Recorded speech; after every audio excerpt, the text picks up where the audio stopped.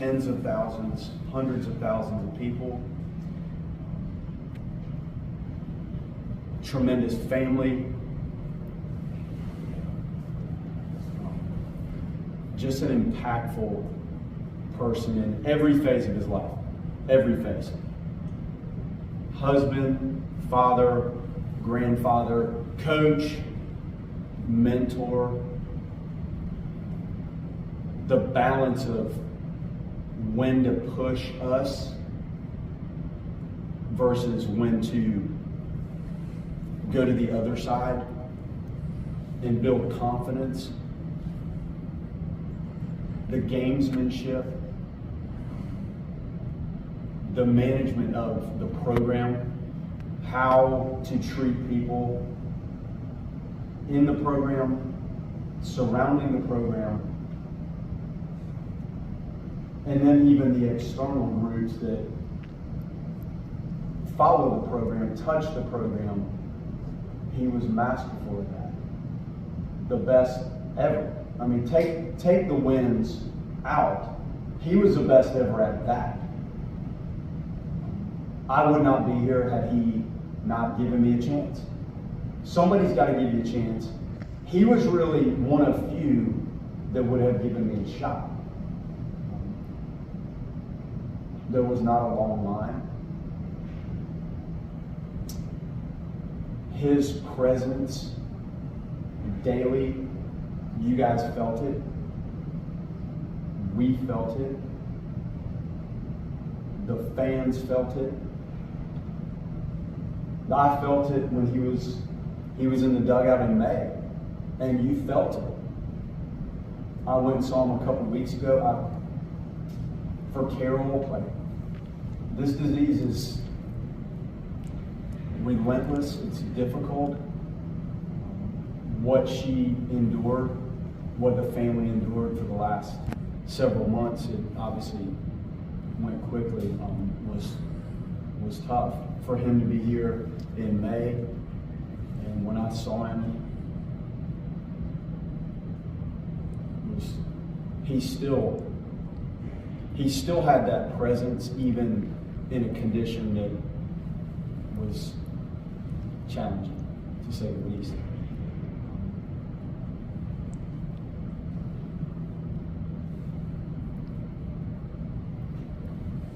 He was a competitive guy. You know, he wanted to compete. Anything we did, you were competing. He loved to compete in this sport, golf. Like, he was just there was that side, that edge to him that was always built to kind of find a way to come out on top. And he did. Like, he was the best ever. But that dynamic nature with which he led us on the field, mentored us off the field, guided us in every phase of our lives. Whether he intended to do it, I don't think at times he intended to mentor us the way he did. I just think it was his nature.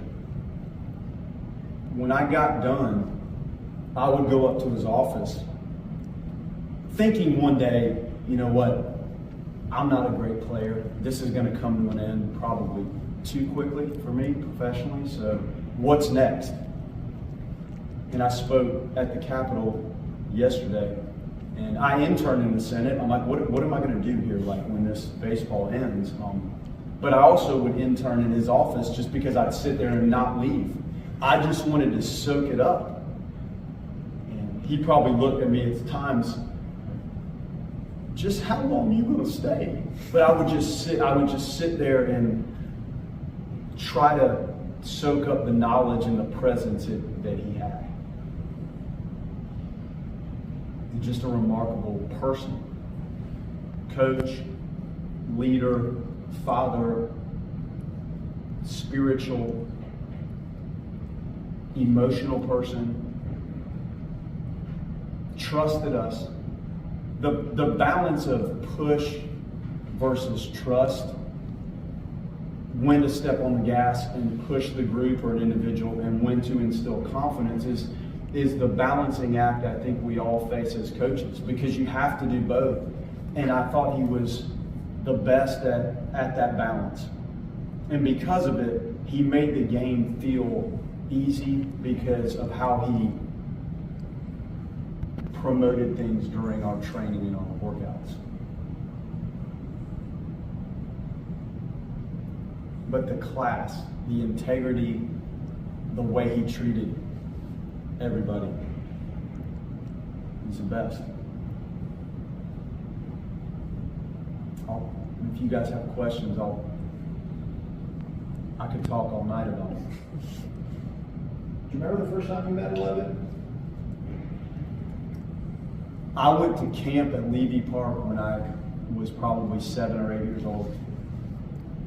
My mom would drop me off.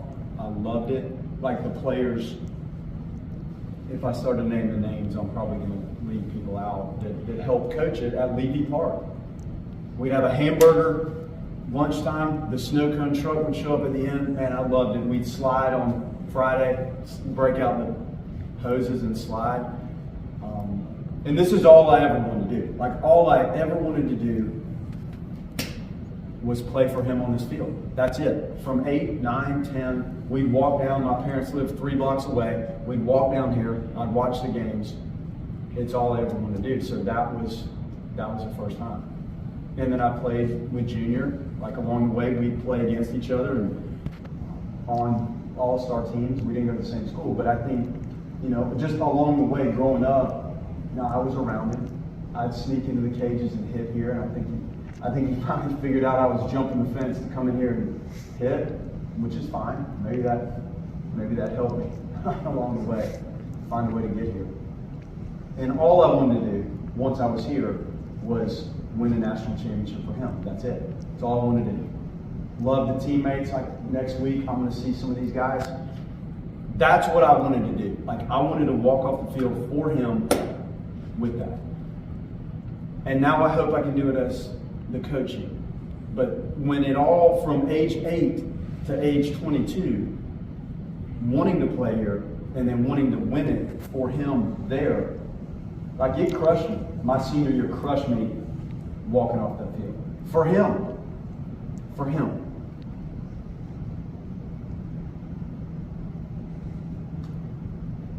Coach, his presence, what was it about him that made you want to be around him, that made you want to learn from him and just soak up every bit of knowledge?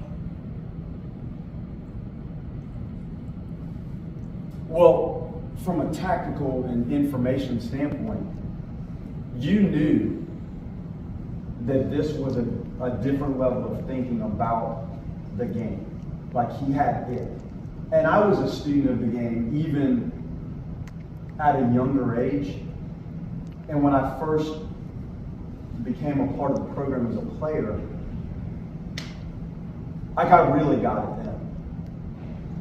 But then he was fun. Like, he was a fun person to be around. And 11 on the field, when you saw 11 out, like on the concourse or out on your way to practice or in the morning or something, it was that balance that made it fun. Because he wasn't the same person out there that he was when you caught him outside. Like, he was fun. He was fun. He always made a point, like, my parents, my wife, my kids.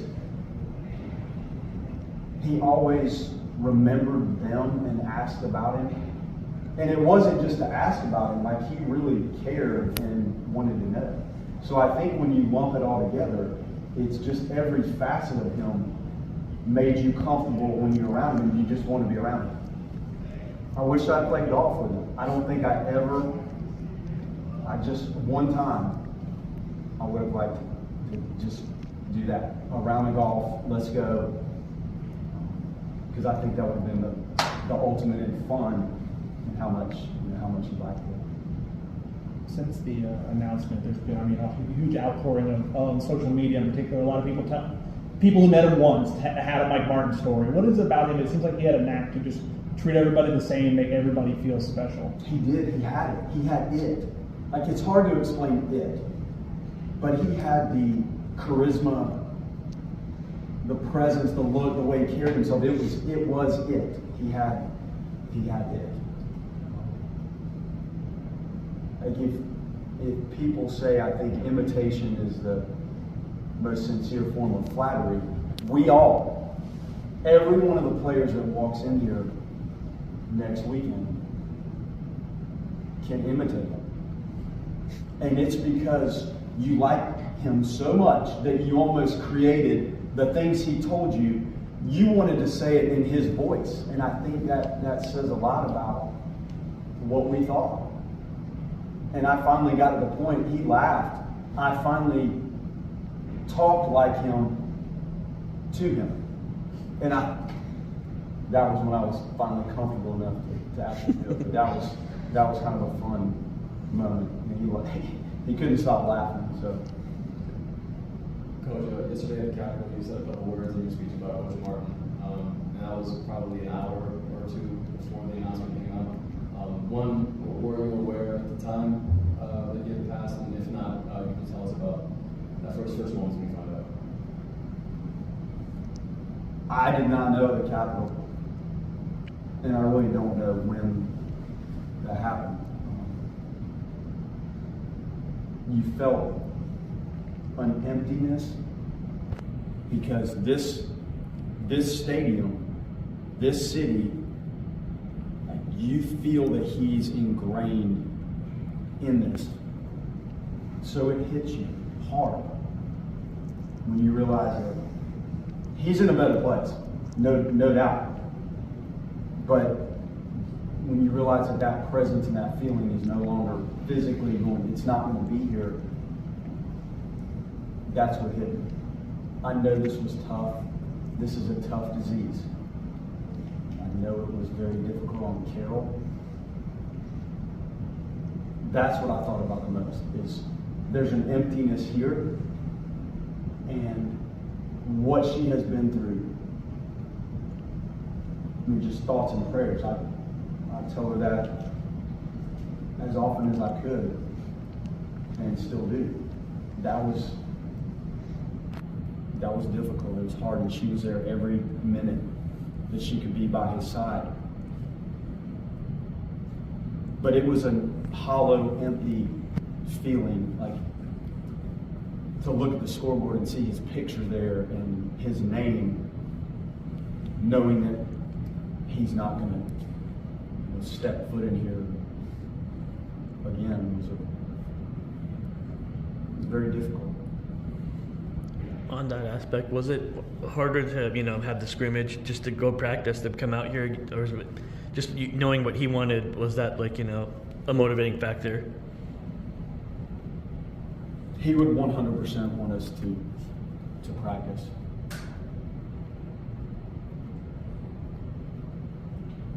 There was nobody better at turning up the heat and the intensity as it got closer. He would have wanted that to happen today.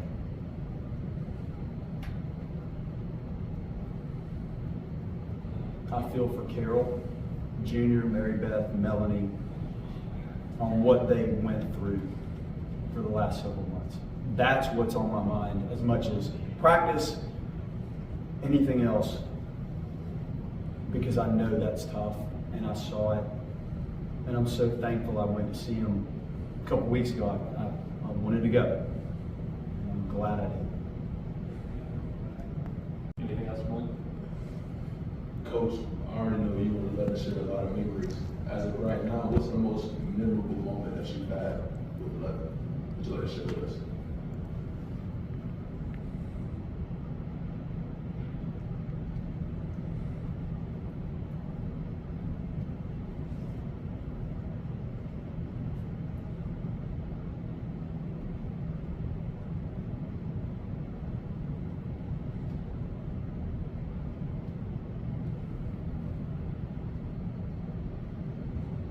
My freshman year, I don't think he'd ever put a freshman at shortstop in his career coaching year. And I was that And when we punched our ticket to go to Omaha, and we were coming off that field, and I hugged him, and he looked at me, and he said, "We're going back."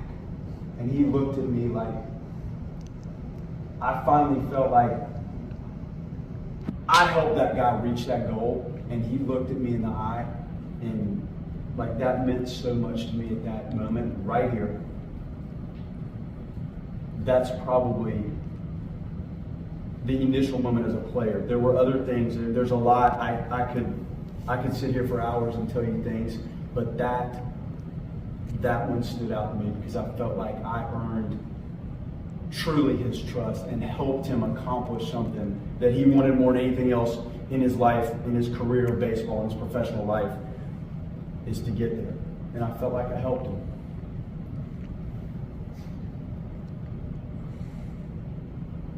Okay.